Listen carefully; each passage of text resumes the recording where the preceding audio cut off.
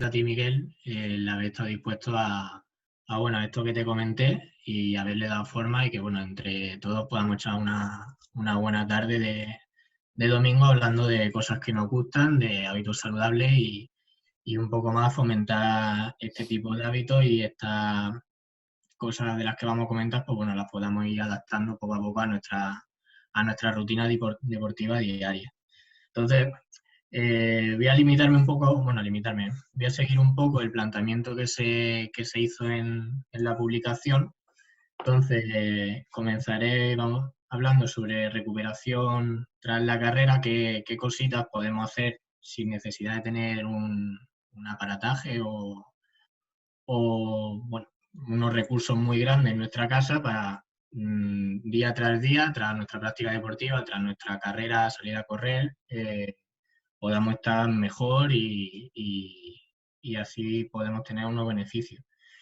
Bueno, en primer lugar, yo creo que todo el mundo lo tenemos bastante claro, el tema de la hidratación, tanto después como antes, como incluso durante el proceso de la práctica deportiva, es fundamental que estemos bien hidratados y sobre todo que esa musculatura que está ejercitándose continuamente tenga una viscosidad aceptable, que no se deshidrate, que eso, por ejemplo, nos aumentaría el riesgo de lesiones musculares. Perdona, Pedro, Y, mira, se me ha olvidado y creo que es fundamental que la gente lo sepa, los que nos están oyendo, y no lo he hecho porque se me ha pasado realmente. Explica tú cuál es tu labor o en qué trabajas, porque claro, se entiende como un fisioterapeuta, como una persona que está metida en una clínica, que utiliza una camilla y que hace rehabilitación o da masajes como vulgarmente se conoce, ¿no? Entonces, explica un poquito el trabajo porque creo que es muy interesante y desde la figura que desempeñas creo que es una labor fundamental dentro de un equipo técnico, en este caso como es el deporte que desarrolla. Explícalo. pues bueno, sí. Bueno, soy fisioterapeuta y cuando acabé la carrera, prácticamente recién acabada, decidí, bueno, siempre me había gustado mucho el ámbito deportivo y decidí especializarme en deporte. Realicé un máster. Y afortunadamente, bueno, desde incluso la misma realización del máster hasta el día de hoy, he estado ligado con deporte de alto rendimiento. Primero empecé con natación de alto rendimiento en un centro de alto rendimiento aquí en Madrid.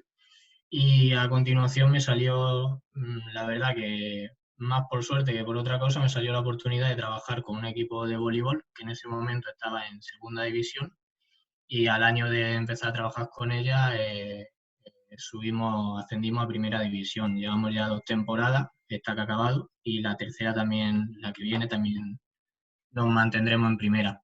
Entonces, compagino este trabajo con deportistas de alto rendimiento, con trabajo en clínica, en un centro de aquí de Madrid, un centro médico donde también trabajamos un equipo multidisciplinar, compuesto por tanto preparadores físicos, fisioterapeutas, médicos, rehabilitadores, entrenadores personales, podólogos. Entonces, bueno, afortunadamente estoy rodeado de un equipo muy grande donde cualquier tipo de duda que tenemos con cualquier paciente, tenemos una comunicación muy rápida y podemos así ayudar al paciente a mejorar y a que salga adelante de su lesión, y eso nos permite enriquecernos y aprender y bueno, ofrecer un mejor tratamiento al paciente.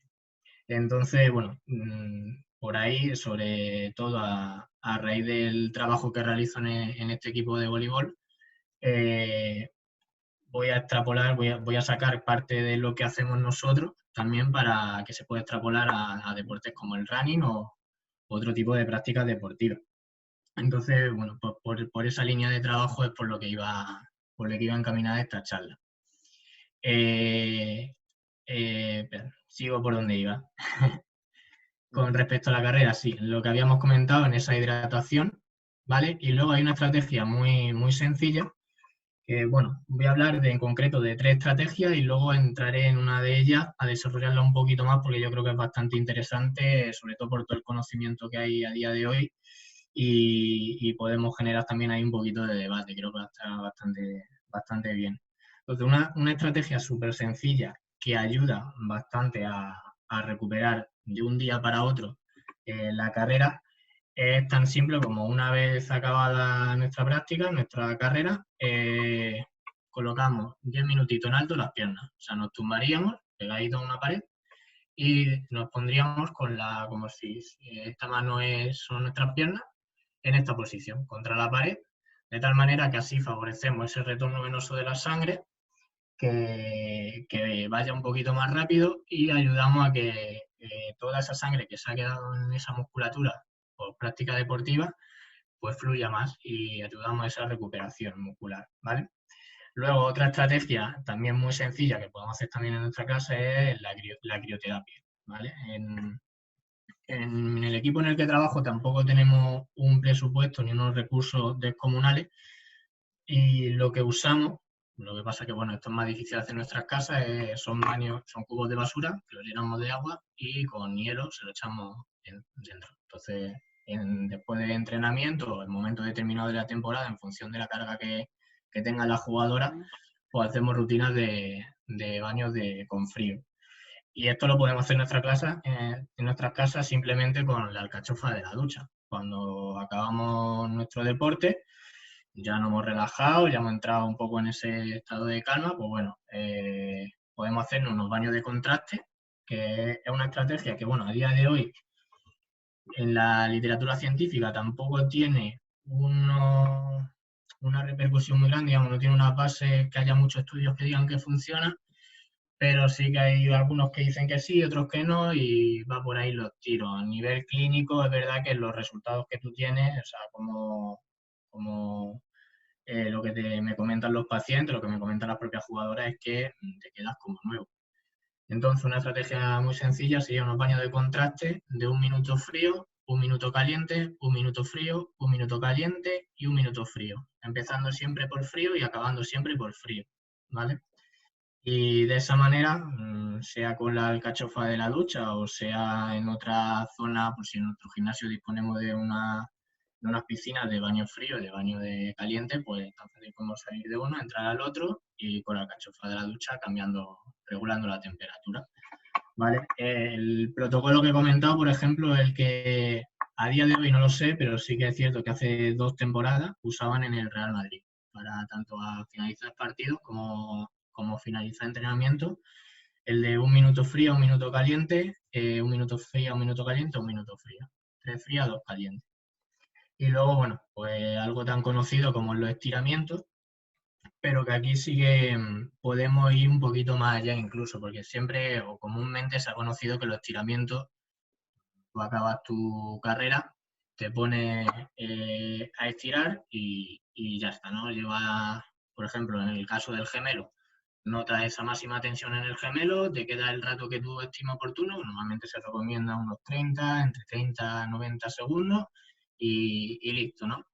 Pero podemos ir un poquito más allá porque podemos hacerlo en función de la sensación que tenemos, ¿no? Y voy a hablar de una corriente de estiramientos que lleva unos años saliendo, bueno,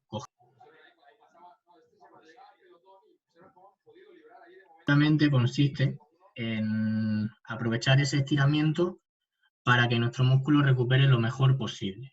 Entonces, comúnmente, como he dicho, pues bueno, el estiramiento siempre se hace llevando a la máxima tensión ese músculo y aguantando esa posición. Sin embargo, se ha visto que si, por ejemplo, esto que he comentado de llevar a máxima tensión lo entendemos como un 100% de estiramiento, donde nuestro músculo está puesto a una tensión que si seguimos avanzando podríamos tener un poquito de daño o tal, es reducir esa tensión. Entonces, si eso lo suponemos como un 100%, quedarnos estirando en torno a un 60-70% de tensión. Que esto es muy subjetivo, ¿no? ¿Cuál sería ese 60-70? A mí, en base a lo que he leído, lo que me han explicado y lo que he ido viendo a raíz de ponerlo en práctica, más o menos es como esa sensación en la que nosotros empezamos a estirar y ya notamos que hay una ligera tensión de esa musculatura, ¿vale? Sin llegar a ser una tensión excesiva, pero notamos que ese grupo muscular pues ya está puesto en tensión, ¿no? Entonces, con esta estrategia, con este micro-stretching, lo que logramos es que el oxígeno que circula por las venas y que está, bueno, está llegando a ese grupo muscular, fluya y llegue con mucha más facilidad que poniéndolo a máxima tensión, donde por la tensión que repercute en ese músculo y en esa zona adyacente al músculo, digamos, disminuiría un poquito la luz de ese vaso y llegaría menos oxígeno. Entonces, si conseguimos reubicar nuestra manera de estirar para realizarla de esta manera, pues bueno, también es otro beneficio que obtenemos y consecuentemente pues podemos reducir un poco el riesgo de lesión de cara de un día a otro, ¿no? Porque bueno, también digamos persigue un objetivo diferente, ¿no? La corriente de estirar llevando a la máxima tensión esa musculatura, en cierto modo lo que buscaría es como aumentar el rango de movilidad que tenemos de esa articulación, ¿no? Por ejemplo, en el caso del gemelo, o bueno, voy a poner un ejemplo más visual. Por ejemplo, en los isquiotibiales, ¿no? El típico estiramiento de estirar la pierna e intentar tocar nuestro pie, que estiramos la parte posterior del muslo. Si vamos al máximo rango, cuando pasa un tiempo veremos que llegamos a más. Y cuando pasa otro tiempo veremos que llegamos un poquito más, ¿no? Ahí estamos aumentando nuestra flexibilidad, digamos, y somos capaces de aumentar ese rango de movimiento que teníamos previo al estiramiento. Pero si buscamos un objetivo de recuperación muscular, no tiene sentido forzar tanto esa musculatura porque podemos tener también incluso algún riesgo de posible daño muscular, posible rotura al estar caliente y llevar y, digamos, forzar más esa tal. Entonces, nos favorecemos más aún de este micro-stretching si no soportamos, no llevamos a tanta tensión y así limitamos un poco la propia tensión que recibe esta musculatura, ¿no? Entonces, bueno, estos 3 tips yo creo que son algo muy sencillo que podemos hacer en casa, los 10 minutos de las piernas en alto, el baño de contraste con la crioterapia y los estiramientos de un día para otro para estar lo más recuperados posible de un día que haga deporte al siguiente día que vaya a hacer deporte, ¿no? El siguiente ítem que nos... Pedro, Dime. perdona, mira, te interrumpo un poquillo porque creo que así vamos más ordenados y no se nos va la historia. Sí, sí. Fenomenal todo. Referente al tema de los estiramientos, te hago la pregunta, la ciencia ha estado investigando un poco acerca de si es recomendable o no o cuánto de recomendable es hacer justo después de entrenar los estiramientos o esperarte media hora, una hora a que la sensibilidad del músculo disminuya, que seas consciente de tu estiramiento real y no tengas el músculo adormecido del entrenamiento y esto te haga llegar a unos límites o a unos rangos de movimiento que te pueda llegar a generar rotura. ¿Sabes acerca de eso? ¿Puedes dar más datos? Sí, te puedo, y de hecho me alegro que me lo preguntes porque era una de las cosas que quería tratar y se me había Vale, ido un bueno. poco de ahí, así que genial. Sí, es cierto que tampoco, porque cada estudio que Porque, lees y bueno, cada... perdona y termino. Es que estamos Sí, acostumbrados a estirar y nosotros a veces lo hacemos, pero ahora os explico por qué lo hacemos en los entrenamientos. Estamos acostumbrados a estirar y justo después nos tumbamos en la esterilla y buscamos ese momento de relajo, de estiramiento, porque incluso hay clientes que dicen o pacientes, y no estiramos hoy. Y nosotros pensamos que, bueno, no siempre es necesario, vamos dando una de cal, otra de arena, porque incluso a nivel psicológico el cliente mismo, si no estira, se va con sensación de sobrecarga. Ahí hay una cosilla que nos está costando sí, domarla, ¿no? sí, es una bendita controversia, me gusta llamarlo a mí, porque es verdad que no, que bueno, con cada persona que hablas te refiere a unas sensaciones y con cada deportista que hablas te refiere a unas sensaciones. Yo, por ejemplo, te puedo comentar un poco lo que más o menos conozco del tema y cómo trabajamos en nuestro club. En nuestro club y bueno, en otros clubes que he trabajado, no, entre entrenamiento y entrenamiento, digamos, entre día y día, no hacemos tanto hincapié en esos estiramientos. Sí que es verdad que si tenemos una jugadora que tiene cierta molestia en un grupo muscular, o bien pasa conmigo para tratarse, o podemos hacer tipo de descarga con el foam, con el roller o algún estiramiento de estos que hemos hablado, de microstretching, zona de crioterapia o algo del estilo. Pero lo que sí hacemos semanalmente es un día de la semana, que normalmente solemos hacer los viernes. Esto ya es por puro componente psicológico, porque nosotros las jornadas las tenemos los sábados. Los viernes sí hacemos una jornada una jornada no, perdón, un tiempo de en torno a 15-20 minutos de estiramientos globales. O sea, hacemos estiramientos de cada grupo muscular y luego algo más globales, pero ya buscando como ese objetivo de ganancia de flexibilidad, ¿no? Estiramientos más mantenidos, más fuertes, digamos. Y respondiendo un poco a esa duda, sí que solemos esperar un tiempo. Normalmente esperamos unos 10 minutos, pues entre que acaba el entrenamiento, el entrenador se queda hablando con alguna jugadora, algún elemento táctico, bajan las pulsaciones, se normaliza la respiración y ya se genera como ese estado de relax, ¿no? que induce a hacerlo con más ganas, ¿no? Ese estiramiento. Entonces es verdad que no se sabe exactamente cuánto hay que esperar desde que acabo hasta que paso a estirar, pero sí se recomienda que haya un periodo de transición, ¿no? En lo que nos bajen las pulsaciones, nuestro metabolismo se estabilice un poquito, que tengamos un estado menor de excitación y ya, digamos, estos elementos pues, favorecen que llevemos a la práctica este estiramiento. Es decir, Entonces, que... Sí, sí, termina. dime. No, digo que, claro que hasta ahora se ve y se sigue haciendo y nosotros lo intentamos hacer, ya te digo, damos una de cal y otra de arena porque ese componente psicológico pues siempre está ahí, ¿no? De si no es tirado parece que mañana voy a tener agujetas o que mañana voy a... entonces, bueno, pues algunas veces se estira, no es malo tampoco, con cuidado y tal, pero otras veces pues intentamos no pasan así, no se estira o incluso el propio relax que tú generas luego cuando llegas a tu casa y te tumbas boca arriba, como tú has dicho, las piernas en alto y tal, casi que puede equivaler en un momento determinado, ¿no? A una recuperación de esas piernas si las has machacado y tal, supongo, ¿no? Sí, totalmente. Entonces, hay que llegar como a ese equilibrio, ¿no?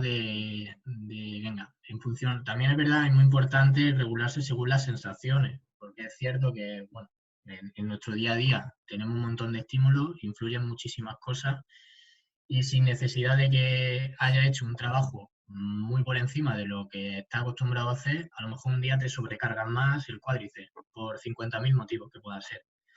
Entonces, bueno, pues en ese día sí que a lo mejor pues incide un poco más en estirar ese grupo muscular o tal. Un poco yo siempre animo al paciente a que se conozca, a que aprenda a entender lo que es su cuerpo, lo que siente y aprenda a gestionarse según las sensaciones que tenga. Normalmente todos tenemos ese típico día de que nos toca ir al gimnasio o nos toca ir a algo y dices, hoy no me apetece, hoy estoy que no me sale. Pues ese día intentar ir un poquito más bajo de lo que normalmente haríamos, ¿no? Porque es probable es probable no, pero es muy factible que a lo mejor ese día pues nos haga las cosas mal. Por 50.000 estímulos que tenemos y que puede conllevar a ello. Que tiene lógica entonces que haya algún paciente que te diga o cliente que te diga, Miguel, hoy no estoy bien y tal, y entrenas, pero entrenas de una forma distinta, con peores sensaciones y no por ello, bueno, pues es un día que has tenido malo y hay que superarlo y ya está, ¿no? Sí, totalmente. Siempre hay días malos. Que no se Y puede muchas estar siempre en veces, el top porque sería imposible. Somos humanos y tenemos muchos problemas. tal cual, tal cual, Vale. tal cual. Muy bien. Pues pasamos, si te parece, al tema del calzado. Sí, claro. Muy bien. Aquí agüita. Abrimos el debate. Venga, ahí sacando las zapatillas, chavales. José Ángel, Manu, hablad ya, hombre, que estáis muy callados. Muy bien. Pues bueno, aquí con este tema sí que podríamos estar horas y horas y horas hablando y la verdad que es muy interesante y da para mucho. Mm, digamos, se pueden resumir en tres ítems muy sencillos, bueno, muy sencillos, tres ítems básicos, digamos, para valorar si un calzado es bueno, bueno, si un calzado es mejor o peor, que es en el contrafuerte, que es la parte trasera del calzado, que sea resistente, que el antepié, que sería la parte delantera del zapato, fuera ancho y que tuviera cierta resistencia a la torsión. Y bueno, eso dicho así, es un poquito complejo, entonces he traído algunos ejemplos, ¿vale? Entonces, ¿se ve la zapatilla? Espérate, me están escribiendo por aquí que ahora sí, gracias. Es que el rayito de sol se te estaba matando. Sí, vale. Entonces, el contrafuerte, digamos, sería la parte trasera del zapato. Esta zona de aquí, ¿no? De aquí hacia atrás, ¿vale? Con lo que he dicho de un contrafuerte resistente, ¿a qué me refiero? A que sea de un material, valga la redundancia, resistente. Y pongo un ejemplo. Por ejemplo, esta zapatilla la he cogido, una zapatilla mía que usé hace 2 temporadas y que realmente no, no cumple todos los requisitos necesarios. Entonces me viene de escándalo. Por ejemplo, algo que podemos hacer es aplicar una fuerza aquí mientras lo cogemos y ver qué tipo de resistencia nos ofrece. En este lo enseño a esta, con una resistencia muy leve, yo estoy deformando por completo la parte trasera. ¿Esto qué significa? Que nosotros, con el momento en el que talonamos, en el que nuestro pie entra en contacto con el suelo durante la carrera, si no tenemos una buena estabilidad de esta parte de atrás, de este retropié, ya empezamos un poquito mal, digamos, ¿no? Estamos fallando en algo, ¿no? Entonces, por ejemplo, esta zapatilla es de un material bastante endeble que con una ligera resistencia yo estoy deformándolo, ¿no? O sea, mi talón con esta zapatilla no iría todo lo sujeto que debería ir, ¿vale? Ahora compararé con una zapatilla que sí. Bueno, lo voy a comparar ya.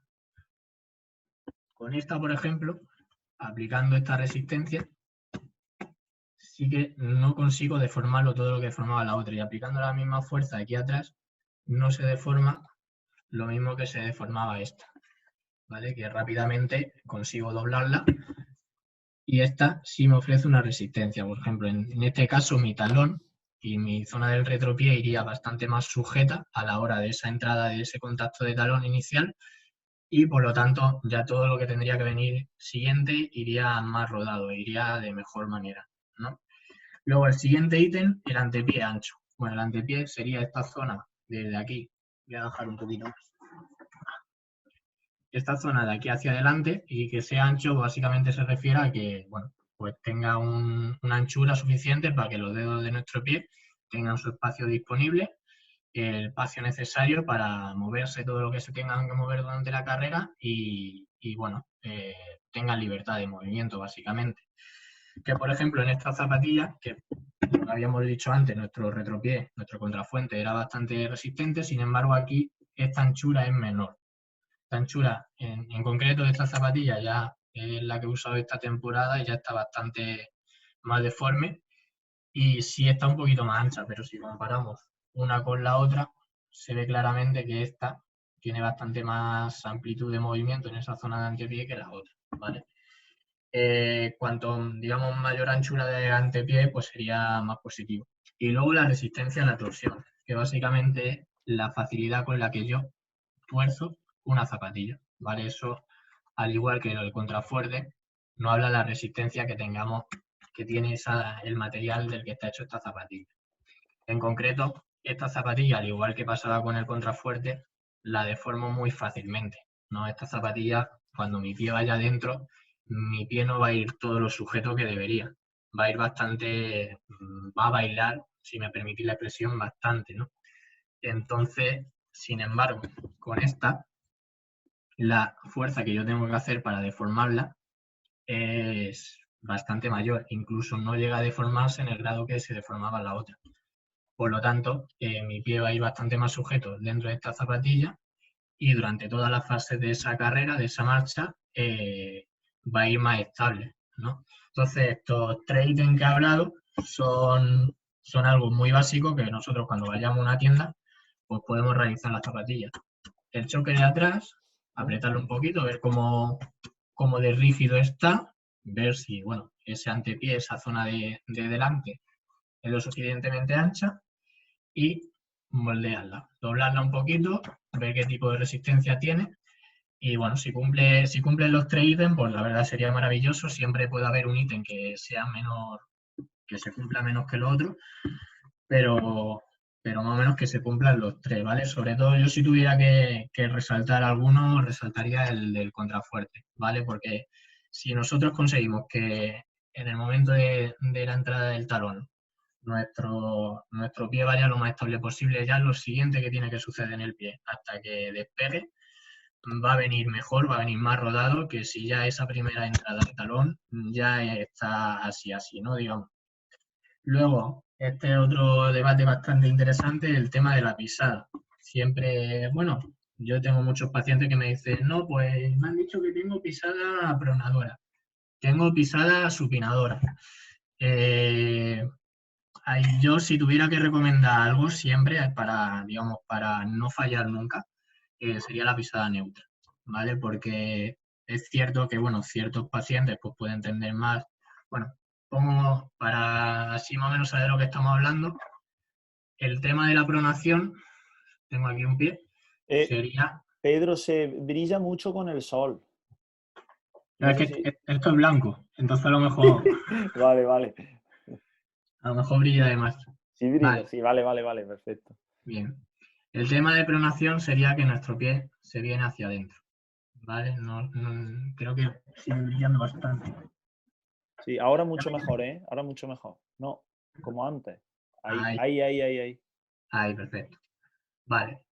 El tema de pronación sería que nuestro pie se viene muy hacia adentro, ¿no? En el momento en el que apoyamos, pues sería el clásico pie plano, así a grandes rasgos sería un pie pronador, ¿vale? Luego habría muchos más factores que a tener en cuenta, pero para que más o menos lo visualicemos. Y el clásico pie cabo sería un pie supinador, ¿no? Un pie con momentos más supinadores. Eso más o menos para que lo tengamos en mente y sepamos más o menos de lo que estamos hablando. Entonces, el tema de pronación, supinación en la zapatilla es una controversia bastante grande, porque es cierto que esa zapatilla únicamente está mirando al componente del pie y no está teniendo en cuenta el componente del tobillo, ni el componente de la rodilla, ni el componente de la cadera. Entonces, es cierto, porque además muchos pacientes a mí me lo dicen, no, pues yo antes te llevaba neutro, me compré supinadora y voy mucho mejor, o viceversa. Y puede pasar. Y es cierto porque a lo mejor tu pisada lo único que necesitaba para ser un poquito más eficiente era ese elemento que le está proporcionando la zapatilla. Pero eso pasa en muy poquitas ocasiones. O sea, debe darse la suerte de que justamente eso coincida y salga así.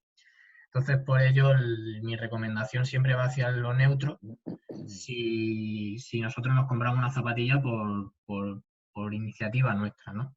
Luego, lo recomendable siempre, si queremos ir un poquito más allá en elección de zapatilla o en cuidarnos un poquito más y en esa prevención de lesiones, sería realizar un estudio biomecánico que con podólogos, por lo general, porque, bueno, por lo general no siempre, porque también hay muchas tiendas, me lo han comentado muchos pacientes, donde te hacen un estudio estabilométrico que simplemente te ponen de pie y en base a tus huellas te recomiendan una zapatilla u otra, pero ahí lo que tenemos que preguntarnos nosotros es, bueno, vale, yo así tengo la huella de esta manera, pero cuando yo estoy corriendo no tengo la huella de esta manera. O sea, no es lo mismo la estática que la dinámica, digamos. Corremos diferente a como nosotros estamos de pie.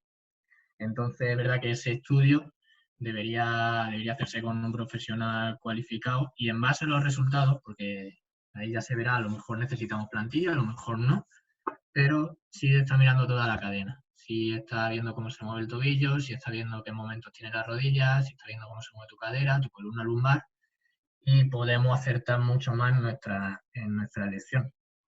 Es decir, Pedro, perdona que te corte. El comprarse una zapatilla va mucho más allá que los colores o la marca. Interpreto, vamos, Sí. no interpreto, es así realmente, ¿no? Me gusta esta zapatilla o me la voy a comprar porque me han dicho que mi compañero de running vuela con ella y voy a ver si puedo bajar tantos segundos porque son más ligeras. Entonces, no es solo fijarse en la estética, sino más bien en la funcionalidad. Y luego, bueno, pues buscar un componente estético. Yo tenía, no sé si va a pasar de tema. Antes de que pases, quiero hacerte un par de preguntillas, ¿vale? Sí, bueno, iba a comentar ahora el tema Sí, del drop. claro, interesante, coméntalo. Ahora al final te la hago. Sí, pues bueno, el drop, que es algo, un elemento súper comentado en el mundo de las zapatillas, es básicamente la diferencia de altura que hay desde esta zona del talón hasta la zona del pie. Perdona, Máximo. Pedro, mira, ese concepto es un concepto que yo conocí, lo he conocido hace poco y que seguro, o estoy casi seguro que nadie de los que estamos aquí, o apenas nadie, ha oído hablar de él y creo que es fundamental. Entonces, quiero que prestéis atención a esto porque nadie lo valora, nadie lo tiene en cuenta y es fundamental. Genial. Pues eso es la diferencia de altura, digamos, desde el talón hasta la zona de la puntera, ¿vale? Un drop mayor se refiere a que hay una mayor diferencia de altura y un drop menor a que, digamos, la zapatilla está más plana, ¿no? El máximo drop que hay a día de hoy es de 10 milímetros, que bueno, sería 1 centímetro. ¿Vale? Entonces, por ejemplo, hay unas zapatillas que han salido hace poco al mercado y que probablemente casi todos los conozcamos, que son un tipo de Nike, que fue las que llevó el maratoniano, no me sale ahora el nombre, cuando hizo la prueba de bajar de 2 horas en Berlín, ¿no? Este tipo de zapatilla tenía un drop bastante alto, y bueno, tenía muchísimos más elementos que probablemente cuando lo pasen ahora en una revisión más exhaustiva, la Federación Internacional la declare como dopaje mecánico, porque, bueno, digamos, esas zapatillas corren solas, literalmente. Con la transferencia de energía que son capaces de hacer y tal, el gasto energético que tiene el corredor es prácticamente no. Y esa zapatilla tenía un drop bastante alto, tenía un drop de 9 milímetros. A grosso modo podemos entender que cuanto más alto sea el drop, mayor facilidad vamos a tener mayor beneficio vamos a tener, digamos, menor gasto energético vamos a tener y ¿cómo se dice? Me acabo de bloquear.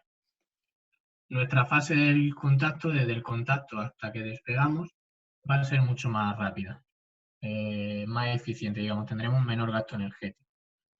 Pero bueno, eso estamos hablando de un corredor de élite, ¿no? Entonces, lo que se ha visto es que el drop, en función de la carga que soporte el deportista o de la práctica que realice, puede ser beneficioso o puede ser perjudicial.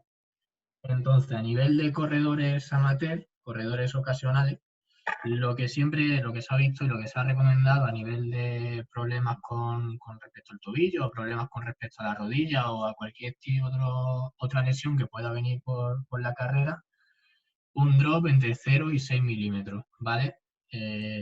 Un planito o el de 6, ¿vale? Entonces, por ahí andarían los tiros en personas, pues yo, por ejemplo, como yo, que yo a lo mejor corro pues una vez a la semana como mucho, ¿vale? Entonces, por ahí irían los tiros. Sí que se ha visto que quizá para personas que tienen problemas de sobrecarga habituales de gemelo o han tenido lesiones de Aquiles y tienen una cierta recurrencia, un drop un poquito más elevado, ya estaríamos hablando de en torno a 6 o ya hacia 10, de 6 hacia 10, un drop un poquito más elevado pudiera ser más beneficioso, ¿vale? Pero hay que tener en cuenta que ese drop más alto siempre debe venir acompañado con una correcta dinámica de carrera, una correcta, ¿cómo se llama? Se me ha ido la palabra ahora mismo. Técnica de carrera, ¿vale? Iba a decir Sí, biomecánica. sí, lo mismo. Entonces, si nosotros sospechamos que nuestra técnica de carrera puede ser mejorable o puede ser mejorada y no es del todo correcto, pues bueno, quizás comprando un drop muy elevado pues pueda ser algo arriesgado, ¿no? Y luego siempre tenemos, además, yo que trabajo en deporte femenino, siempre está ese tema de los tacones. En las personas que, por ejemplo, dentro de mi equipo, Sí, tenemos algunas jugadoras que son profesionales, se dedican únicamente a jugar, pero otras que son semiprofesionales. Entonces, compaginan su trabajo con este tipo, con jugar a voleibol. Y en ellas, pues muchas de ellas durante su día a día de trabajo van con tacones. Entonces es verdad que en el momento que ellas se quitan el tacón, que han pasado 6, 7 horas con tacón, se ponen las zapatillas de juego y empiezan a realizar una gran cantidad de saltos, pues nosotros hemos observado que hay cierta molestia o cierta tendencia a la sobrecarga en esa musculatura, tanto de gemelos como de Aquiles, como bueno, en todo ese grupo muscular. Entonces, ¿qué cosa vimos nosotros? Que poniendo en esa jugadora una cierta talonera, pues una talonera sería un elemento en el talón que nos eleva un poquito la distancia, sería como un drop en la zapatilla.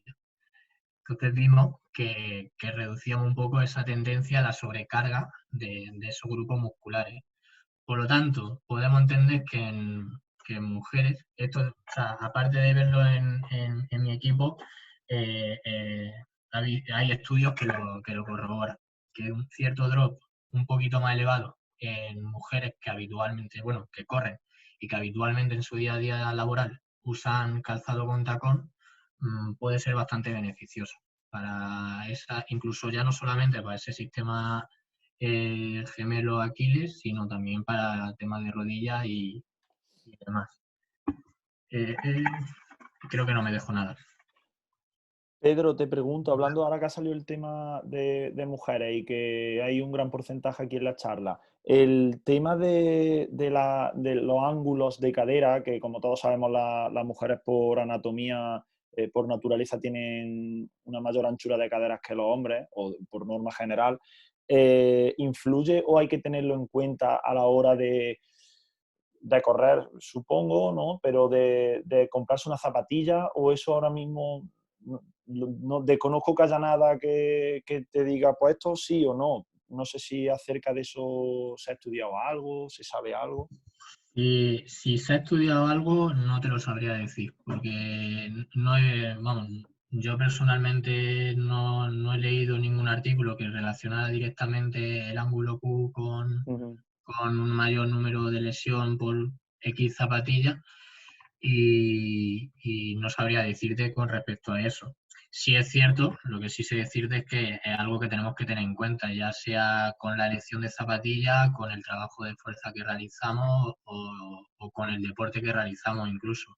Es algo que hay que tener muy en cuenta en concreto dentro de ese deporte femenino y bueno, deportes que influya, que involucren un momento monopodal en lo que nuestro cuerpo se queda sostenido solamente por una pierna y además tengamos una dinámica, un desplazamiento, ¿no? Ujú. Mira, me pregunta, está el presidente del Club de Atletismo de Porcuna, que ahora mismo se me ha ido y no lo encuentro, que no sé, a ver si le puedo dar paso, un segundito, que ha levantado la mano, pero, a ver, un segundillo, es que está entrando ahora Sí. mismo. Eh, vale, a ver, ahora... vamos a ver, vamos a ver, vamos a ver. Juan, Sí, hola, muy buena. Me alegro de verte. Bueno, de verte no, de oírte, porque verte no te veo. pero ahora pongo la pantalla, que Da, no me iba, no sé. da igual, estás en directo, tío. Escúchame, controla lo que dices. No iba a hacer una pregunta, es que tengo confianza con él. Sí. La Ibas, pregunta has es, levantado la mano, iba a te hacer ha crecido alguna el pregunta. flequillo, ¿no? ¿Cómo? El flequillo que te ha crecido un poco. No, venga. Has levantado la mano, ¿era para hacer alguna pregunta? No, que estaba probando en el... Vale, vale, pues entonces nada, sigue Pedro. No, es que ha levantado la mano por probar, vale. Por probar una cosita. Sí. Muy bien. Vale, pues bueno, con todo este tema del calzado, más o menos habría acabado con lo que tendría que comentar. Un poco, si ha quedado alguna duda sobre algún concepto o algo que reforzar, pues que lancen preguntas. Vale, Francisco Manuel, creo que tiene una pregunta. Te abro micro, Francisco. A ver si me sale. Ahora. Francisco, ¿puedo Ahora, hablar? ¿no? Sí, puedo hablar. Vale, venga, fenómeno. Es una pregunta que te iba a decir, Pedro, aunque lo has dejado un poco claro. Respecto a lo de las zapatillas neutras, pronadoras, supinadoras. Yo, bueno, ya sabes, tuve un problemilla con el Aquiles y tengo el pie plano. Yo siempre he mirado, siempre he comprado zapatillas neutras. Y lo que siempre he mirado es la amortiguación, como también yo soy pues, pesado. Con lo que te he contado, ¿sería mejor supinadora o directamente nos quedamos con la zapatilla neutra? Pues en tu caso, además te conozco bien. Por eso. Si yo lo que me haría sería un estudio. En tu Ajá. caso, yo me haría un estudio porque puede ser que el soporte supinador que te dé la zapatilla no sea suficiente para contrarrestar lo que necesita o sea incluso por exceso, digamos, que sea de más y te pueda generar un dolor mayor. También tenemos la opción de que sea suficiente y sea la solución a tus problemas, pero digamos, al final, a día de hoy, comprarte una zapatilla es una inversión más o menos grande y yo aseguraría el tiro antes de jugártela, ¿no? Digamos, Vale. porque si, bueno, en el caso de lo que he comentado, del tipo neutro no te ha funcionado, pues ya estamos viendo que necesita algo más y seguramente a través de un estudio que probablemente te realizará una plantilla, con eso y a lo mejor una recomendación más específica que en base a ese estudio te pudieran hacer de la zapatilla, iría bastante más rodado. Vale. Fenómeno entonces. Dale. Vale. Te silencio, Francisco. Yo tengo otra pregunta, Pedro. Referente al tema de marca, sin tener interés hacia ninguna de ellas, porque lógicamente a cada uno le va bien una zapatilla y ya está, pero ¿hay alguna marca que creas que puede tener o acoger a más cantidad de pies o que puede, que tiene esa plantilla de profesionales detrás, creándola pensando para un corredor, pensando para una persona que puede andar? Hay porque se habla, por ejemplo, bajo mi conocimiento, yo, por ejemplo, utilizo ASICS, ¿no? Y sí que es verdad que leo que tienen un equipo bastante importante donde apuestan por el estudio de todo lo que va pasando acerca de la pisada y tal, intentan ofrecer un producto fuera de todo el marketing que hagan, que eso es desfasado, impresionante, pero ¿hacen o crees o nos deberíamos decantar por alguna marca o lo dejamos en el aire? Al final trabajamos con la que mejor nos venga probando. ¿Cómo iría el tema? Sí, Es una pregunta un poco ahí en el aire porque sé que no hay una respuesta exacta, pero no sé si tú tienes algún criterio o algo. Sí, yo tengo igualmente, no tengo ningún conflicto de interés con ninguna marca y siempre suelo recomendar unas zapatillas que a mí en su momento me recomendaron también, hablando con varios podólogos, todos coincidían en la misma, que es de pisada neutra y que es el modelo Pegasus de Nike, que cada año evoluciona, digamos, cada año saca una nueva versión y en relación calidad-precio y sobre todo a nivel de cómo está hecha esa zapatilla es la que siempre suelo recomendar, ¿no? Luego a nivel estético también es una zapatilla bonita, una zapatilla que suele llamar la atención porque además hacen muchos modelos y por lo que te ofrece es bastante buena. Luego, como bien has dicho, ASICS es una marca que trabaja muy bien. Mizuno también es una marca que suele trabajar bastante bien. Y luego una marca de zapatillas que suele estar bastante desconocida y que también funciona bastante bien es Brooks, que es una marca que no se suele conocer y que en calidad-precio también es bastante buena y bueno, a nivel biomecánico la verdad que es bastante top. ¿Cómo se llama la marca esa? La desconozco, ¿eh? Brooks. B-R-O-O-C, no, perdón, B-R-O-O-K-S. Vale, perfecto. ¿Y eso dónde se puede adquirir? Porque en cualquier tienda no están esas marcas.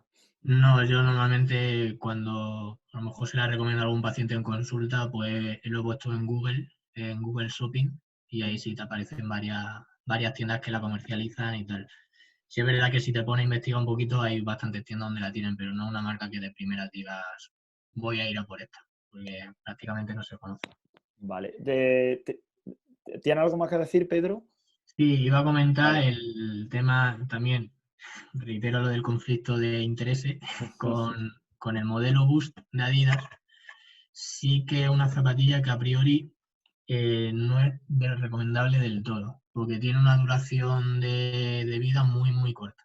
O sea, es un material el material Boost, que no sé si todos lo conocéis, pero es un material que sería como el corchopán de toda la vida.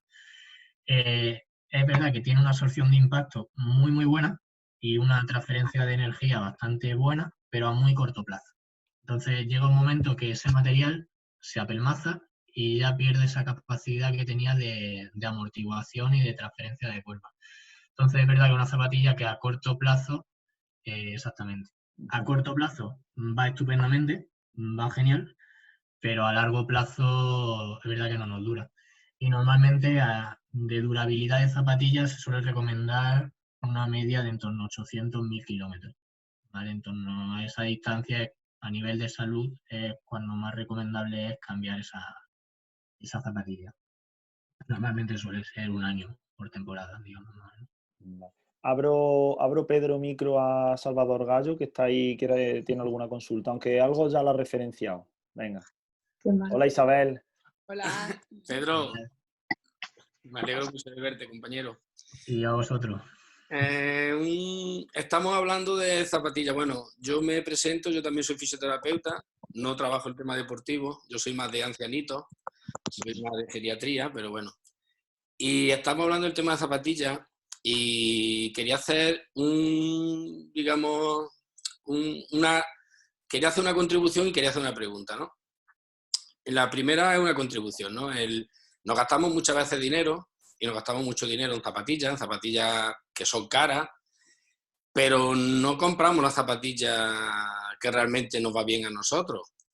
Entonces, yo creo que Pedro, no sé, creo que estará de acuerdo en que de vez en cuando no nos viene mal gastarnos a lo mejor algún dinero en hacer un estudio de la marcha, un estudio de la pisada, tanto estática como dinámica, y a lo mejor compramos la zapatilla que se ajusta a nuestro perfil, ¿no? Últimamente se habla mucho de pronadora, supinadora, neutra y drop, y es verdad que, bueno, ha evolucionado mucho el mundo del calzado, gracias a Dios, pero compramos, ya no es solo el color o la marca, sino la que nos dice el chico que vende en la tienda. Entonces, a veces gastarse un dinero de vez en cuando en que nos hagan un estudio y nos ajusten un modelo de zapatilla a nuestro pie, creo que sería muy interesante, ¿no? Eso sería mi contribución profesional, ¿no? Y luego, mi pregunta es, Pedro, ¿se sabe cuánta es la vida media de una zapatilla? ¿Abusamos de la zapatilla hasta su máxima desgaste y llega un momento en que decimos, joder, es que me está doliendo el pie cuando no me ha dolido nunca? ¿Puede ser porque abusamos a veces de la zapatilla hasta reventarla? Pues, bueno, empiezo primero por aludiendo a tu contribución, que no puedo estar más de acuerdo, la verdad. Y también hago alusión porque me he encontrado, bueno, de hecho, un poco la moda pronadora supinadora la creó Decathlon al principio de los 2010, más o menos. Y todo empezó, pues, como he dicho, tú ibas a la tienda de Decathlon, en una plataforma te miraban esa estática, tú de pie te miraban eso y en base a eso te decían, pues tú eres pronadora o tú supinadora. Pues, digamos, sumaban ventas, ¿no? Aumentaban sus ventas. Luego ha habido, de hecho, no sé si fue esta Navidad o la Navidad anterior en Jaén, en el Corte Inglés. Desconozco si era a raíz de podólogo, pero yo lo único que leí en la noticia era que se hacían de manera gratuita estudios de la marcha en la sección de deporte y que en base a ese estudio te recomendaban una zapatilla u otra. Ya te digo que desconozco si lo realizaba un podólogo y si lo realizaba de una manera adecuada o no adecuada. Ahí no entro a juzgarlo. Pero sí es verdad que tenemos que desconfiar de esa tienda de zapatillas únicamente en base a, nos miran solamente nuestro pie, te recomiendan un calzado u otro. Porque va mucho más allá. Al final, por ejemplo, podología, una carrera de 4 años, donde aparte de estudiar muchas más disciplinas médicas, una de las bases es la biomecánica. Te tiras 4 años estudiando biomecánica.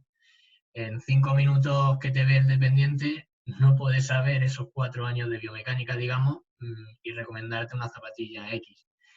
Es cierto que no todos necesitamos una plantilla y no todos necesitamos un estudio, pero como bien dices, si queremos un poco amortizar o asegurar ese disparo con la zapatilla que nos compremos, que nos vaya a servir perfectamente, pues una manera de asegurarnos en esa compra.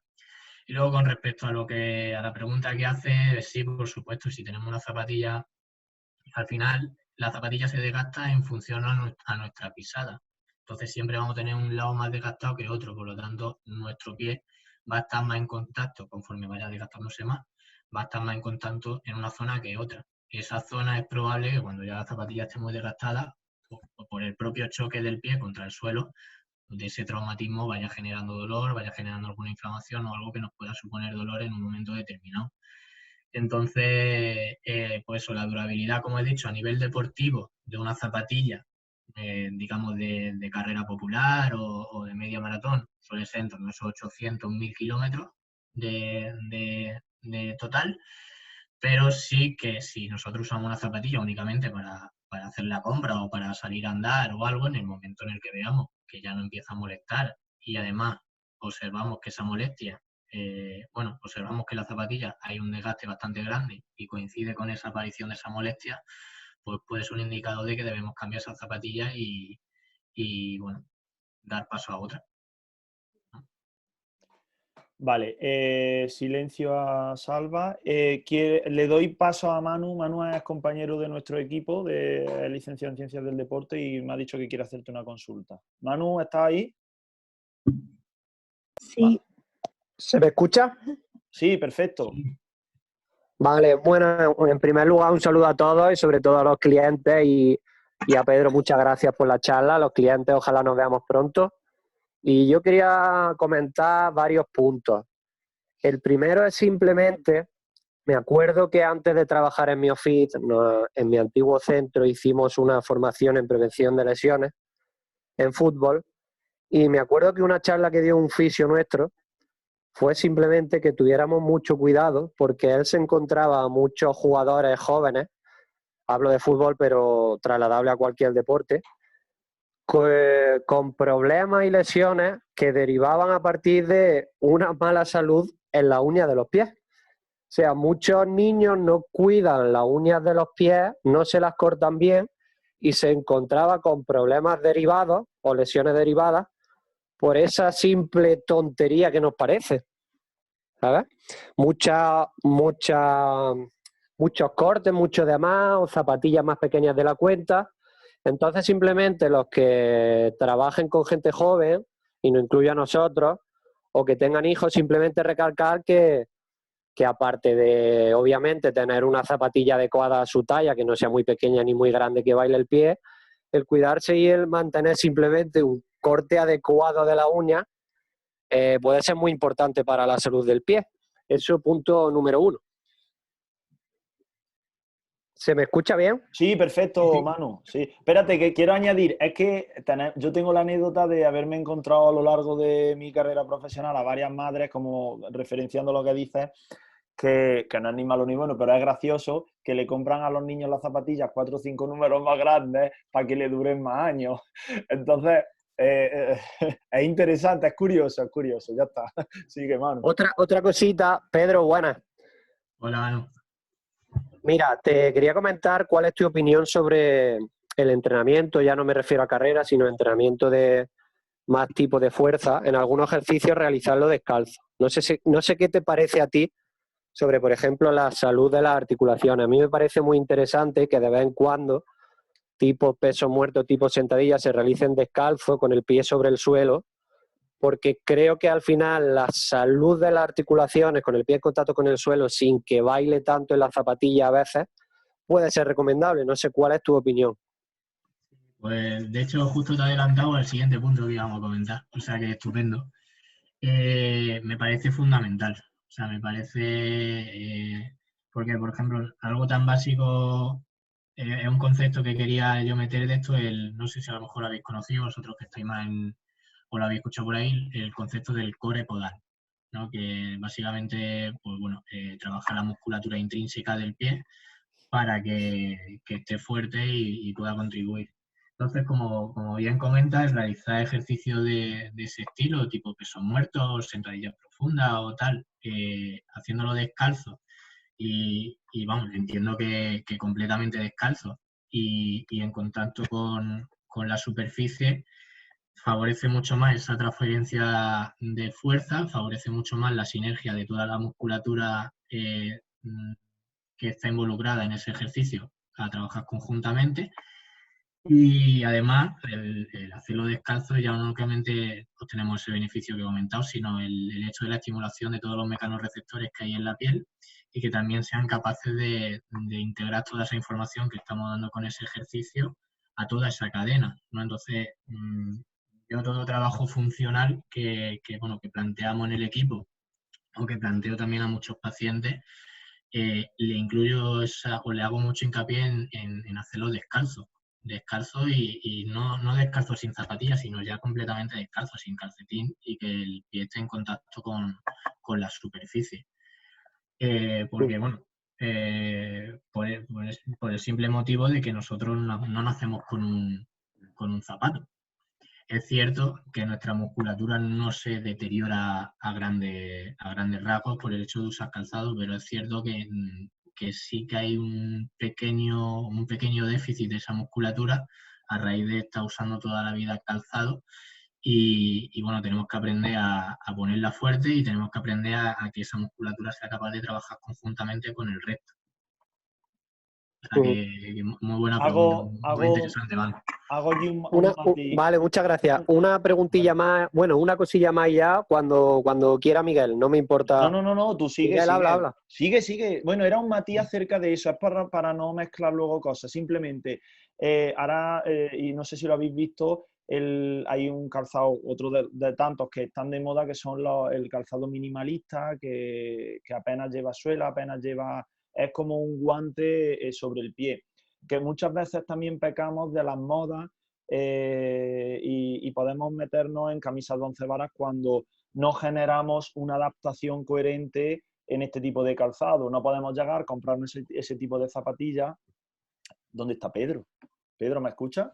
Sí, estoy aquí. Vale. No podemos llegar a lo mejor y comprar ese tipo de zapatillas y ponérnoslas y salir a hacer el rodaje que habitualmente estamos acostumbrados a hacer. Acerca de eso, ¿qué puedes decir, Pedro? Sí, pues tal, o sea, subrayo todas tus palabras. Realmente es cierto que bueno, ese tipo de calzado, la suela que tiene es prácticamente nula. O sea, tiene cierto soporte para que el impacto no sea tan grande del pie contra el suelo, pero no tiene apenas suela.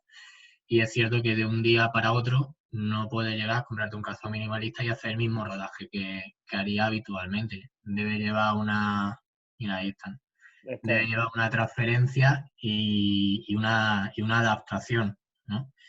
Entonces, a nivel deportivo, no te sabría decir, no te sabría dar datos y no sabría exactamente qué comentar de lo que no. Sí que por referencias que he tenido de profesores y de otros deportistas, hay diversidad de opiniones. Entonces, yo, por ejemplo, tengo un compañero en la clínica que trabaja con estas zapatillas. Entonces, bueno, con los desplazamientos que hace en clínica y demás, pues sigue acerca más el pie a ese suelo y es cierto que esa musculatura intrínseca del pie pues trabaja un poquito más. Pero bueno, siempre, como tú has dicho, y sobre todo a día de hoy que no tenemos una literatura ni algo que nos soporte con fielmente esa transición rápida a calzado minimalista, debe hacerse con cuidado y con una progresión muy medida. Vale, Manu, sigue, perdona, que haya cortado. Vale, sigo. Mira, última pregunta, muy interesante la charla. De hecho, antes de comentar la última cosilla, me gustaría también que la gente dijera un poco qué tipo de charla le gustaría que le diéramos, simplemente para otra ocasión, y se pueden sacar temas muy chulos. Y lo último que quería hacer referencia a Pedro es si él en su centro, con su deportista y demás femenina, se conoce que el ciclo menstrual parece ser que justo antes de la fase de ovulación se produce un pico de estrógenos, de esas hormonas sexuales femeninas, y se ha visto que justo antes de esa fase y en la fase de ovulación los ligamentos se vuelven un poquito más laxos y se ha visto que hay más riesgo de lesión, sobre todo del ligamento cruzado anterior y demás, justo en esa fase del ciclo menstrual. Entonces me gustaría saber si él maneja ese tipo de cosas con sus deportistas, si preguntan cuándo tienen el ciclo o no, o si el trabajo cambia algo o no según el ciclo menstrual o si lo tienen en cuenta. Pues viene súper medida la pregunta, de la verdad, Manu, porque justamente hace una semana, bueno, destacar que toda esa zona, todo ese tema de la menstruación y relacionado con el trabajo de fuerza en mi equipo, pues lo lleva, como debe ser, lo lleva mal preparado el físico. Pero es cierto que hay una sinergia muy, muy grande en el trabajo que hacemos todo el cuerpo técnico, tanto primero, segundo como prepa y yo. Y justamente hace unas semanas comentábamos en el grupo técnico que bueno, ha habido un congreso donde se ha hecho referencia a los niveles de estrógeno y el momento en el que surge el ciclo menstrual con los niveles de fuerza y la pérdida de fuerza que puede haber en una deportista femenina. Lo que parece ser, por donde van los tiros, parece que no afecta del todo. Y esto te lo digo a grandes rasgos porque me pasaron los artículos, todavía no lo he leído y tampoco es algo que yo vaya a trabajar directamente con mi deportista. Digamos, se sale un poco de la parcela que yo trabajo. Pero sí que con respecto a lo que preguntas, si adaptamos un poco el trabajo que realizan en base a sus ciclos, es una de las primeras preguntas que hacemos, por ejemplo, ahora en este momento que ya acaba la temporada, que se plantea una nueva, cuando ya van saliendo nuevos fichajes y nos sentamos ya un poco a formar la temporada y plantear objetivos, con esos nuevos fichajes siempre preguntamos el periodo de menstruación y si han tenido problemas relacionados con ellos, si tienen reglas dolorosas, si, bueno, incluso de si se han quedado embarazadas, han tenido algún aborto o temas relacionados con este ciclo menstrual o con esta condición femenina. Y en función de, sobre todo, bueno, a día de hoy todavía no me he encontrado ningún caso de embarazo ni de aborto ni nada, pero bueno, es algo que hay que tener en cuenta. Pero con relación al momento en el que ellas tienen el ciclo menstrual, sí que en función de los niveles que ellos desarrollan de fuerza, adaptamos un poco el entrenamiento a sus condiciones. Y queremos plantear, porque hace poco hemos leído un estudio donde se vio que administrando a nivel diario, suplementando, una ampolla, no recuerdo de qué, no sé si era de hierro, pero no me acuerdo exactamente qué era, a nivel diario los niveles de fuerza aumentaban durante la temporada en deportistas femeninas de voleibol. Entonces queremos plantear ese trabajo para ver si conseguimos una estabilización de los niveles de fuerza y digamos tener que adaptar menos, porque es verdad que, bueno, aunque vayamos adaptando, pero supone mucho más trabajo ir regulando individualmente a cada una en función de su día de menstruación y si le viene con regularidad o no le viene con regularidad, que si ya lo tenemos todo un poquito más marcado. Entonces, la verdad que es muy interesante tu pregunta y justamente, bueno, lo estuvimos comentando la semana pasada. Una cosilla, simplemente decirle pues, a las chicas y mujeres de Miofit, simplemente este tipo de cosas también nos las pueden comentar los entrenadores, simplemente porque el entrenamiento puede ser de un poquito mayor calidad todavía. O sea, como tú has dicho, el ciclo menstrual no todas lo tienen igual, unos lo tienen más doloroso, otras menos, etcétera, etcétera. Pero claro, si nosotros lo sabemos, esas mismas sesiones o durante esa semana o 2 semanas se pueden adaptar un poquito mejor y quizás se reduce el tema salto y se hace más un trabajo de fuerza diferente, etcétera, etcétera. Entonces animo a que sin problema lo comenten a su entrenador con confianza, porque así nosotros todavía podemos dar un entrenamiento de más calidad simplemente. Y muchas gracias, Pedro, genial. Sí, no, subrayo tus palabras, eso es algo que se debe tener en cuenta siempre, así que hay que comentarlo. Y a raíz de lo que has dicho de los saltos, que es verdad que me lo habías preguntado o había hecho referencia durante la pregunta, la lasitud de los ligamentos. Es cierto, bueno, durante esa liberación de estrógeno se libera más relaxina, que como el propio nombre indica, digamos, es una proteína que induce más flexibilidad, podemos decir, a esos ligamentos. Entonces, nosotros, por ejemplo, no adaptamos el trabajo en base a eso, porque es verdad que los niveles que se generan en nuestras deportistas, que se presuponen fuertes, digamos, luego te lleva alguna sorpresa que otra, pero influyen muy, muy, muy poquito. Pero a nivel de práctica más recreacional y a práctica saludable, sí que es importante que en este caso la clienta lo comente, porque se puede adaptar y podemos dar más calidad y un trabajo más eficiente y bueno, se puede trabajar mucho mejor. Muy bien, gracias Manu por la intervención y por los temas a tratar, que son bastante interesantes y dan mucho de qué hablar. Pedro, ¿tienes más cosas planteadas de comentar o algo? Me ha dado la palabra Juan Gonzalo, no lo conozco, pero bueno, pues cuando tú mandes, si tienes que comentar algo, coméntalo, le doy para que pregunte. No, lo único que me quedaba, o que quedaba por comentar era la relación del trabajo de fuerza y hablar un poco sobre la activación muscular, su importancia y lo del core podal, que ya lo he comentado un poquito. Vale, pues espérate, voy a abrirle a Juan Gonzalo, que ahora mismo, a ver dónde está. Un segundito, y porque seguramente fuese en relación aquí. Juan Gonzalo, tiene el micro abierto, puede hablar. Hola, buenas tardes. Buenas tardes. Vamos a ver, yo no soy, va para los dos fisios. Yo no soy deportista, ¿vale? Pero me gusta andar mucho. Entonces, soy diabético y ¿me escucháis bien o no? Sí, perfectamente. Le he abierto a los dos fisios en los micros, por si tienen que tirarte piedra. Entonces, me gusta andar mucho. Entonces, hace un tiempo, cuando yo volví a casa, pues llegaba reventado.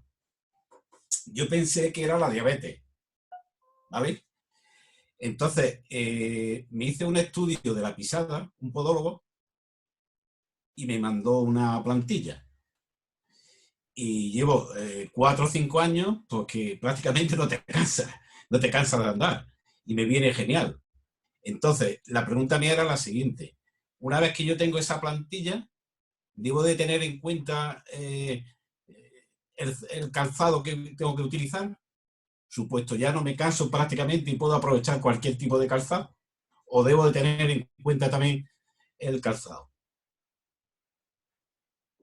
Pues, ¿empiezas tú, Salva, o...? No, habla tú, Pedro, que eres podólogo. Yo soy fisioterapeuta nada más. El podólogo eres tú. A mí me hicieron el estudio y ya te digo que me fue genial. Llegó un momento en que prácticamente ya no tenía ganas de salir a andar, ¿no? Porque Sí. me cansaba, me dolía la espalda, me cargaban mucho los gemelos, y entonces a raíz de un podólogo que me hizo el estudio aquí en Jaén, pues me va genial. Entonces ya no tengo en cuenta el calzado, me compraba muchísimo calzado, pero nunca daba con el ideal de calzado.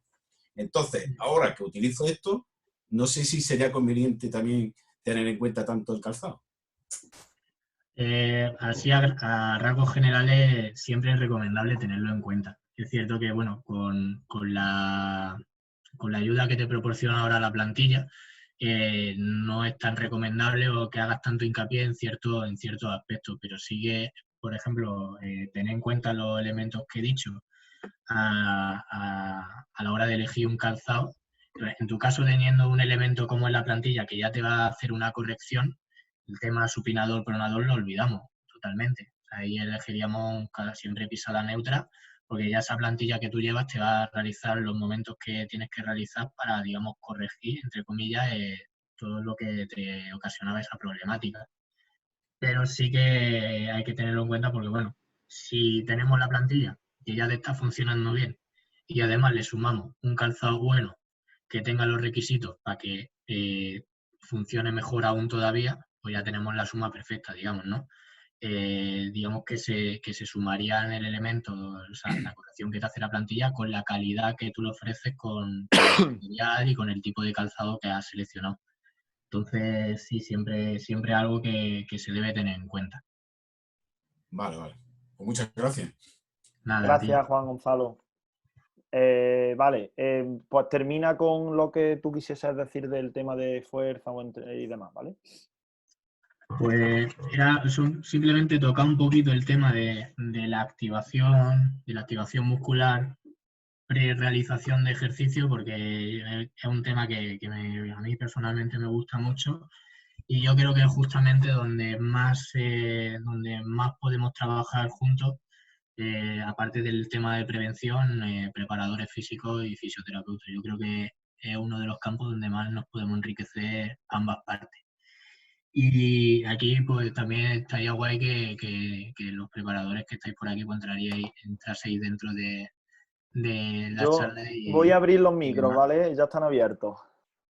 Perfecto. Entonces, bueno, me gustaría transmitir un poco la manera en la que yo veo ese trabajo de activación, cómo lo englobaríamos dentro de nuestro cuerpo y la importancia que puede tener, ¿no? Entonces, nosotros, por ejemplo, damos por sentado que nos movemos. O sea, y no nos supone ningún tipo de problema levantarnos e ir a la cocina y lo hacemos sin pensar que eso supone la actividad de ciertos grupos musculares. Pero para que eso se realice deben suceder muchas cosas y deben suceder bien y en su momento oportuno. Entonces, luego, esto que acabo de decir lo extrapolo a la carrera.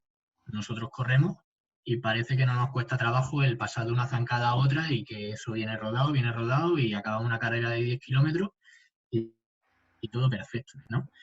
Pero tenemos un problema, digamos, nuestro cuerpo, o en líneas generales, nuestra musculatura, hablando a grandes rasgos, es perezosa, entre comillas. Entonces, me voy a centrar únicamente en el miembro inferior, lo voy a valorar, bueno, lo voy a englobar desde la columna lumbar hasta el pie, en el que tenemos la cadera, la rodilla y el pie. Digamos, en todo ese conjunto hay muchísimos grupos musculares que todos tienen que trabajar en su momento oportuno para que esa carrera sea eficiente. Pero, como he dicho, nuestro cuerpo suele tender a la debilidad, suele ser perezoso en algunos aspectos, en algunos grupos musculares, y si esos no trabajan cuando tienen que trabajar, otros van a trabajar. Entonces, nosotros vamos a poder seguir corriendo 10 kilómetros sin ningún tipo de problema, pero en base a compensaciones que se van a ir realizando de tal manera que a lo mejor cuando ya hemos corrido 200 kilómetros en un global, en un total, en un sumatorio, empieza a haber problemas.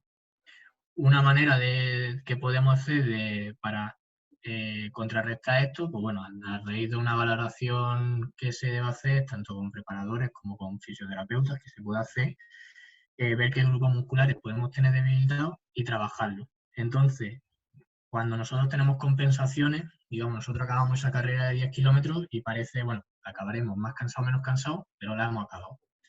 Pero eso nos supone un consumo energético, que normalmente no tenemos en cuenta. O sea, nosotros para movernos consumimos energía y esa energía la administramos a través de alimentos, etcétera, etcétera. Pero, ¿qué pasa? Si nosotros llevamos a un umbral de consumo de energía X que sobrepasa lo que nuestro cuerpo estaba, digamos, predispuesto a gastar, es cuando pueden aparecer las lesiones, ¿no? Hemos superado ese umbral y eso ya genera más compensaciones, más gasto energético y tal. Entonces, si nosotros conseguimos, a raíz de esas activaciones, como pueden ser X ejercicios antes de una carrera o un calentamiento más determinado y más específico, que cada grupo muscular trabaje en el momento en el que tiene que trabajar y todo funcione, digamos, al unísono, conseguimos un mayor rendimiento porque nuestro cuerpo va a funcionar mejor y encima vamos a tener menos gasto energético, porque es decir, con menos energía, con menos consumo energético, vamos a conseguir lo mismo, porque cada grupo muscular va a estar trabajando igual. ¿Eso en qué se traduce? En que al final vamos a tener menos riesgo de lesión, porque nuestra musculatura funciona correctamente y digamos, va a consumir lo que tiene que consumir en el momento determinado y va a entrar en juego donde tiene que entrar en el momento determinado. Entonces, de ahí un poco la importancia que quería yo reseñar sobre ese, primero, el trabajo de fuerza que debe venir supervisado por un preparador físico, porque sois los que más sabéis de fuerza, de entrenamiento y el profesional indicado para este tipo de trabajo. Y luego, aparte, un trabajo de activación. Pues si tenemos un músculo fuerte, pero que no se activa, pues da igual, no va a funcionar. Pero si tenemos un músculo fuerte y encima que se activa bien, pues ya tenemos el sumatorio correcto. Entonces, un poquito ahí, pues si queréis añadir algo, los preparados que estáis por aquí Yo tengo en referencia a lo que estás hablando, tengo una pregunta y bueno, y creo que eres tú quien la puede responder. Si tenemos la situación, o en este caso tienes un paciente que tiene una serie de problemáticas a nivel de pies, ¿no? De presiones plantares y demás, y bueno, y supongo, como has dicho antes, que valoras no solo el pie en sí, sino toda la cadena hacia arriba, ¿no? Rodillas, cadera, incluso hacia más arriba. Un trabajo de fuerza, un trabajo de reeducación, un trabajo de concienciación, ¿puede llegar a generar una mejora en la problemática que tenga esa persona en sus pies o en la pisada? Sí, sin duda. Sin duda. ¿Vale? ¿Y puede llegar a quitar ese problema por completo? También. Vale. También supongo que depende de en qué situaciones, ¿no? Sí, bueno, todo tiene su letra pequeña y Claro. digamos, su individualidad, podemos decir. Pero sí que si en este caso, por ejemplo, te pongo el ejemplo de una fascitis plantar, que es algo que es una lesión muy conocida y que todos conocemos. Que por cierto, Pedro, señalo que hay mucha gente que ha tenido fascitis plantar en este periodo de confinamiento por los trotes y sprints continuos en el sitio, ¿vale? Sí. Muy común, muy común.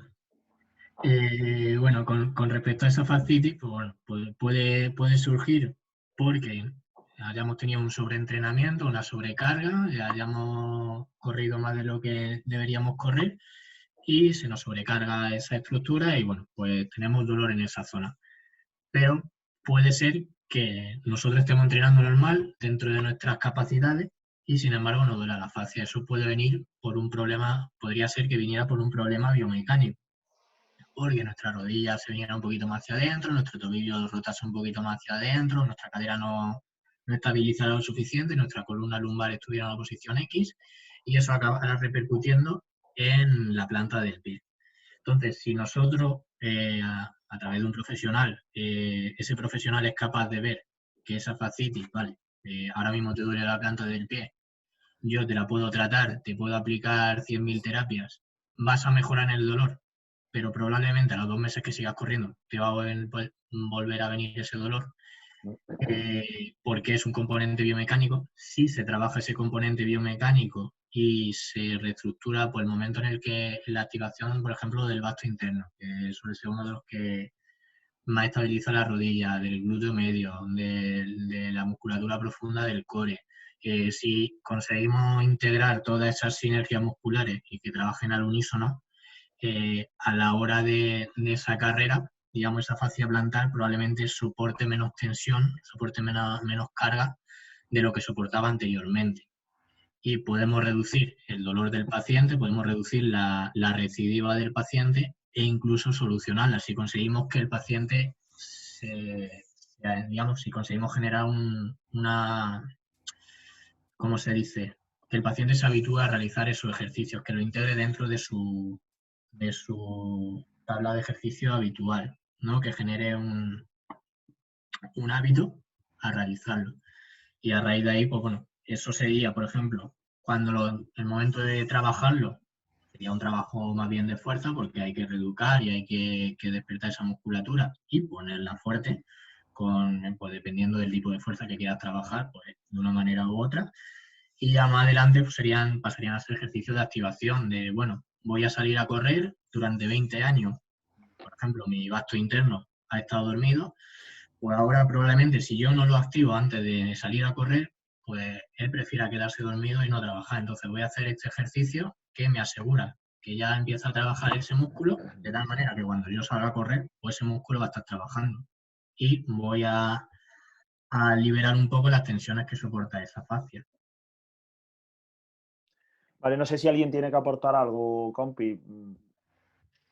Sí, yo querría decir simplemente, voy a citar la frase de Gray Cook, de un fisioterapeuta muy famoso, y él dice, muévete bien primero y muévete a menudo después. Entonces, yo creo que esa es la clave. Primero hay que aprender a moverse bien, a hacer los patrones de movimiento básicos bien, saber hacer bien una sentadilla, ejercicios de empuje, ejercicios en los que tiro de cosas, etcétera, etcétera.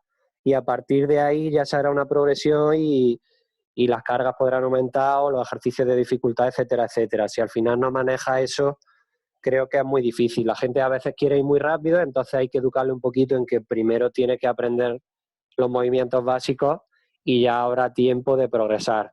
Entonces aquí también creo que es muy, muy conveniente lo que hace Miguel en nuestro centro, que es antes de que empiecen a entrenar una valoración inicial, porque ahí se ven muchas cosas, aparte de que viene muy bien para conocer los objetivos de la persona, o sea, una valoración inicial de calidad de movimiento, digamos, pues creo que es fundamental, porque ya la traslada al resto del equipo y ya conocemos más o menos su situación.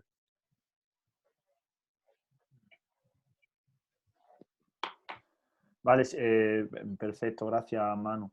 Bueno, no sé, yo por mi parte, esto es que a mí me puede, estos temas, así que yo podría estar aquí 4 o 5 horas.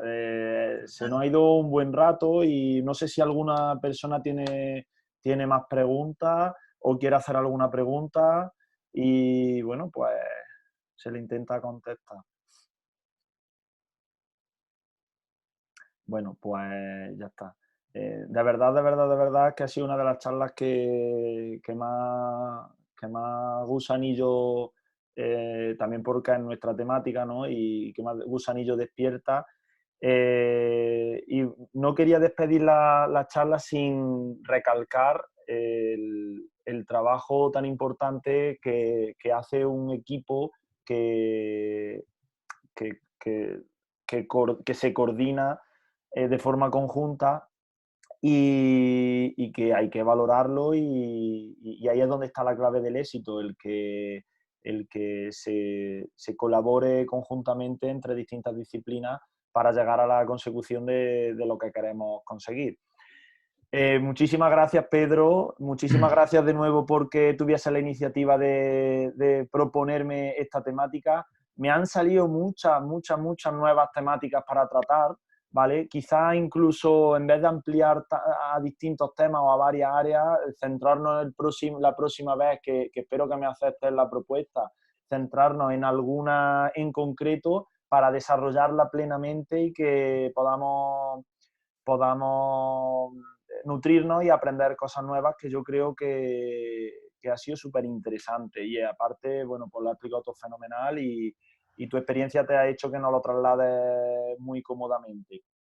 Así que, nada, yo por mi parte, de nuevo reitero, muchas gracias a ti, a todos los que habéis estado presentes y que además habéis aguantado todo, absolutamente todo, sin que nadie se saliese de la charla. Así que, bueno, pues un aplauso para ti, Pedro, y para todos los que estáis ahí. Nada, yo por mi parte también agradecerte tu disponibilidad y tu aceptación a los temas que te propuse, que bueno, como yo creo que también he transmitido, a mí me resultan apasionantes y como bien dice, aquí podríamos echar horas hablando de esto que yo creo que a todos nos gusta un montón. Y nada más, la verdad que bueno, agradecer a todos los que habéis estado por aquí, que se me ha pasado bastante rápido la tarde y he echado bastante buen rato. Y nada, pues a vuestra disposición estoy para lo que podáis necesitar. Muy bien, Pedro. Pues nada, queda pendiente a todos los que estáis asistentes otra charla futura donde vamos a intentar meter cosas muy interesantes y donde intentaremos, bueno, mi intención quizás ya sea ampliar, dar un salto más y que haya incluso todavía más profesionales de la salud y que entre todos debatamos cosas comunes que nos pasan, habituales, que a veces tenemos muchas dudas y que os puedan servir de ayuda, ¿no? Como clientes nuestros o pacientes en vuestro día a día a la hora de salir, de entrar, de comprar, de hacer cosas. Así que, pues nada, estaros atentos por nuestras redes sociales y se irán anunciando cositas nuevas que se propondrán, ¿vale? Muchísimas gracias a todos y nada, un saludo. Gracias, Pedro, de nuevo. Nada, a vosotros. Gracias a todos, un saludo. Hasta luego. Gracias, Dios Manu. Gracias. Muchas gracias. A vosotros. Gracias. Hasta luego. Muchas gracias, Pedro. Eres un fenómeno. De nada, a ti. Estáis todos muy guapos. Yo quiero... Hola, Isa. Se os echa de menos. Muchas gracias, hasta la próxima. Ya mismo estaremos ahí. A ver si puede ser que nos dejen. Desde la zona cero. Desde la zona cero.